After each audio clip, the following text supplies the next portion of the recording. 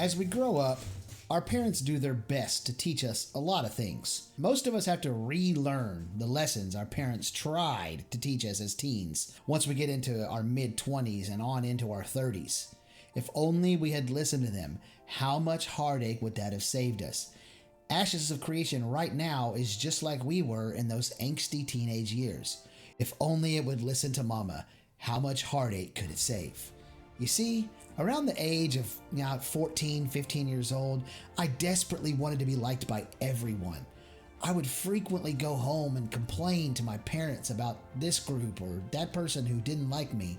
My mom tried her best to explain to me what most of us learn a little later in life, or what has been explained quite well by this meme right here that makes the rounds of Instagram or Facebook or whatever your chosen social media platform. You can make some of the people happy all the time, or you can make all of the people happy some of the time, but you can't make all of the people happy all of the time. I don't remember how exactly my mom worded it, partly because it was 25 years ago, but mostly because she didn't put it anywhere near as pithy and perfectly as this meme. As I grew up, I realized how true that was. It occurs to me now that back in those days, when I was complaining about not having the love and adoration of every human on earth, I didn't even think about that I had a fantastic group of friends that hung out together nearly every weekend, supported each other when we were down, and mostly still remain friends to this day. Where would I be today? How would my life be different if I had focused on those relationships instead of trying to be liked by the whole damn school? Currently, Ashes of Creation is in danger of making the same mistakes. The folks over at Intrepid Studios are trying to stitch together, by my count, 5 distinctly different groups of the MMO fandom, all with vastly different and often conflicting ideologies, motivations, content requirements, sensibilities. The first group is the hardcore PvPer. These guys and gals are the ones who are organizing PvP guilds, partaking in guild versus guild warfare, the taking and holding of castles, and perhaps some senseless killing on the side. They are the ones who revel in the defeat of their enemies, or just that random guy over there stupidly chopping wood and minding his own business in their general vicinity. What a moron! He obviously needs to die. Their motivations all lie in the thrill of victory. They need systems in the game that allow them to kill anyone at almost any time. They need systems designed to cause conflict between people or groups.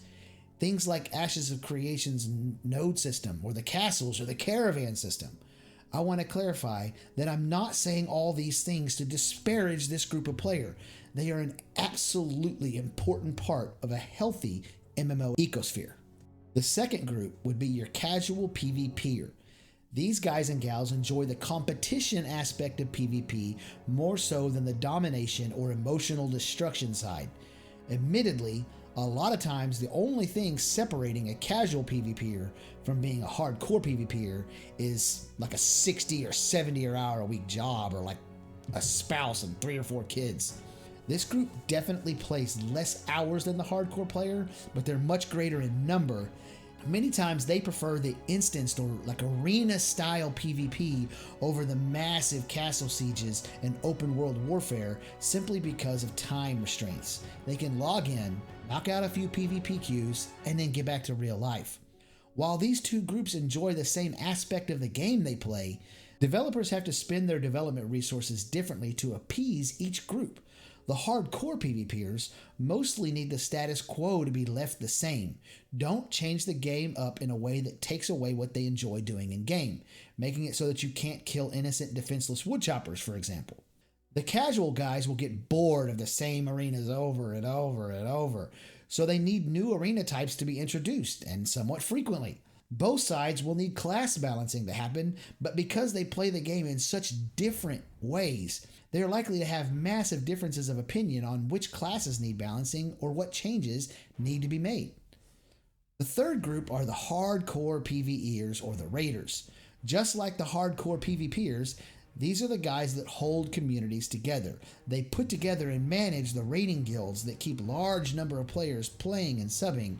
And they are the ones desperately trying to kill the newest bosses, the quickest, and on the hardest difficulties.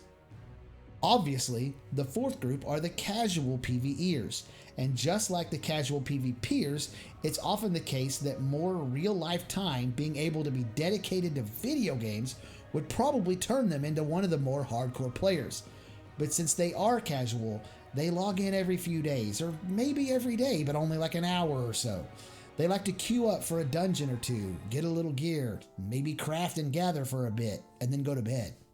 And again, like the PvP community, these two groups of PvEers need each other, but they actually require very different things to be added to the game. The hardcore guys need new raids to be released with regularity, and they need them to be extremely hard just to keep their interest. The casual guys don't have this unlimited time to do lots of raids. In a whole bunch of cases, they haven't even completed very many, or maybe even any of them. They need more dungeons, a smaller and quicker experience, and in a lot of cases, they need them to be somewhat easy, so they can get through them without needing to watch like 3 YouTube tutorials and get into voice chat with the rest of the team. The last group I'll talk about is the roleplay community. In my experience, there's no such thing as a casual role player. You're either hardcore about it or you don't do it. Okay, that's not really true, but it should be. These guys and gals like to decorate their homes, tell fascinating and intricate stories where they inject their characters right into the established lore of the game. They form and manage community groups that govern sections of the map and organize in-game events that oftentimes are a pretty big deal and bring a lot of the community together. They obviously need massively different things to be developed than the other 4 groups. They want lots of clothing and dye options, things that you can hold in your hand for roleplay purposes instead of strictly for combat, pots, instruments, tools, almost anything other than a sword, staff, or bow. They also need really solid in-game tools for allowing them to organize those really important community events. There are a few other smaller groups that I didn't mention here, like crafters, and maybe even some Ashes specific ones that will probably exist in the future, like Caravan Master or Node Manager. By now, I'm sure that you're seeing where I'm going with all this. How do the fine people over at Intrepid Studios appease, appeal to, and develop for all of these groups at the same time? If you develop for the more hardcore base, the more casually inclined players will leave because the game has gotten way too hardcore. Think WildStar. If you develop for the casual player, the more hardcore inclined players will leave because there's no challenge to the game. Think Lord of the Rings Online or Star Wars The Old Republic. But it goes deeper than that because there are also conflicts between the other groups as well. For example, the PvE community might be perfectly happy with a specific class and how it performs in comparison to other classes in raids or dungeons. But the PvPers are up in arms because something about that class's kit is causing it to be completely overpowered. If you nerf it, the PvEers get mad because their class was nerfed for, at least from their perspective, no reason whatsoever. If you leave it how it is, your PvP community is going to suffer. I'm not saying all this to suggest that you can't have all these player types exist in one game, because that's obviously not true. Virtually every MMO has numerous players from all of these different groups. The difference is they typically cater to one or possibly 2 of the groups, and everyone else is welcome to stick around if they want. But you're gonna get development table scraps. Lord of the Rings Online, for example, is a role player's haven, and a good chunk of development resources over the years have been spent to foster that. World of Warcraft is the preferred destination for most of the hardcore PvE and raiding crowd. Star Wars The Old Republic caters to the casual PvE crowd, and so on. With Ashes of Creation, Intrepid Studios seems to be trying to bring together all these communities into one game.